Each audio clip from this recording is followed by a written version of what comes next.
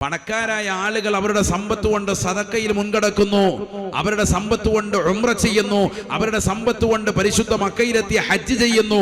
ഞങ്ങൾക്കത് പറ്റുന്നില്ലല്ലോ, ആ അമല് ചെയ്യാൻ, ആ കൂലി കരഗതമാക്കാൻ എന്ത് ചെയ്യണമെന്ന് നബി തങ്ങളോട് ആശങ്ക പ്രകടിപ്പിച്ചപ്പോൾ നബി സല്ലല്ലാഹു അലൈഹി വസല്ലം തങ്ങൾ പറയുന്നു, ഞാൻ നിങ്ങൾക്കൊരു കാര്യം പറഞ്ഞു തരാം. അലാ ഉഹദ്ദിസുകും ബിശൈഇൻ, നബി തങ്ങളുടെ വാക്കാണ്, ഞാൻ നിങ്ങൾക്കൊരു കാര്യം പറഞ്ഞു തരാം.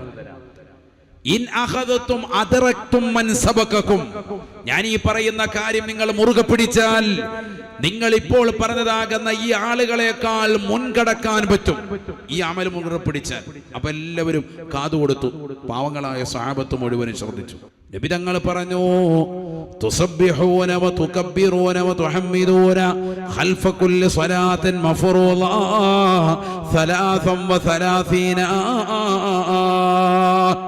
5 വഖത്ത് നമസ്കാരങ്ങൾക്ക് ശേഷവും 33 പ്രാവശ്യം നിങ്ങൾ സുബ്ഹാനല്ലാഹ്, അൽഹംദുലില്ലാഹ്, അല്ലാഹു അക്ബർ നിങ്ങൾ ചൊല്ലണേ.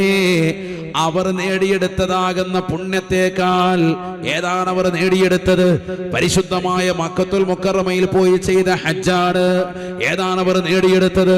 പുണ്യമാക്കപ്പെട്ടതാകുന്ന നഗരിയിൽ പോയി ചെയ്തിട്ടുള്ള ഉംറയാണ്. അവർ ചെയ്ത ഹജ്ജിനേക്കാളും ഉംറയേക്കാളും അവരെ കൊടുത്തു വീട്ടിയിട്ടുള്ള ദാനധർമ്മങ്ങളെക്കാളും നിങ്ങൾ ഉന്നതമായ തലത്തിലേക്ക് എത്തുമേ. 5 വഖത്ത് നമസ്കാരത്തിന് ശേഷം നിങ്ങൾ ഈ ദിക്ർ മുറുകെ പിടിച്ചാലെങ്കിലെന്ന് ഹബീബ് മുഹമ്മദ് മുസ്തഫ